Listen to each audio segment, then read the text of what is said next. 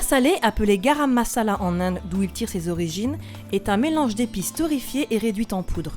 En hindi, garam signifie chaud et masala, mélange.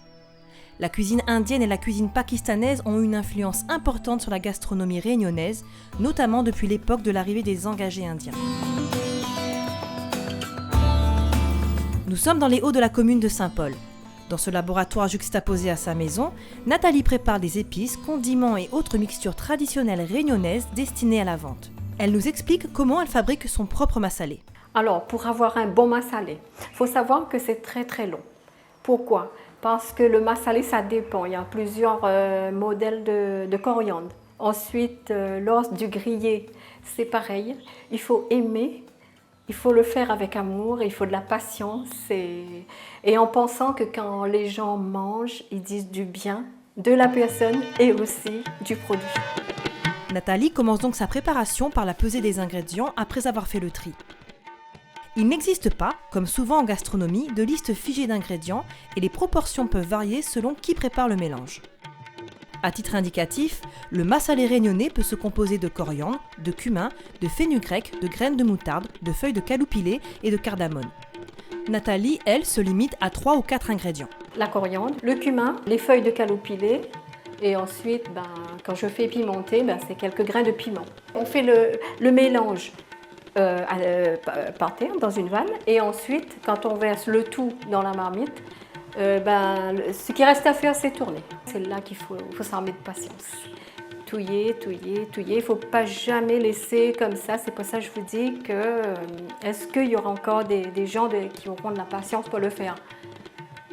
Parce qu'il faut rester à côté, supporter le feu, supporter la fumée et tourner. À La Réunion, on trouve toutes sortes de plats cuisinés au massalé. Le coq massalé, le thon massalé ou le plus connu, le massalé de cabri. Ce dernier est surtout utilisé dans les cérémonies religieuses hindoues, malbar, comme on dit à La Réunion.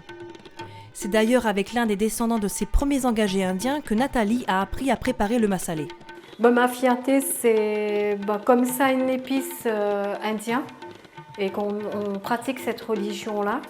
Et on voit que les gens en raffolent, ils aiment ça, tout le monde aime le cabri massalé, le pois citrouille, manger dans les feuilles bananes, tout ça, c'est tradition. C'est pas seulement les malbars, le massalé, c'est tout le monde qui aime, même les Chinois aiment le massalé. Ma fierté, c'est quand les gens disent que c'est bon et en redemandent. Aujourd'hui, le massalé a largement dépassé la frontière communautaire hindoue. Le plat est très apprécié par tous.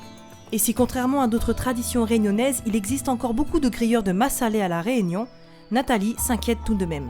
Ce que je trouve dommage à La Réunion, c'est que nos jeunes, les jeunes de maintenant, ils ont plus ce courage qu'on avait dans le temps, que nos parents, nos grands-parents avaient dans le temps. Et c'est dommage parce qu'ils sont peut-être plus là, mais ils auraient aimé de voir leurs enfants faire ce qu'ils ont fait auparavant et en faire mieux aujourd'hui.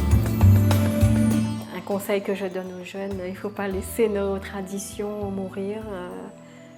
C'est notre nation, c'est notre tradition, c'est nos racines. Il faut qu'on mette en valeur tout ça.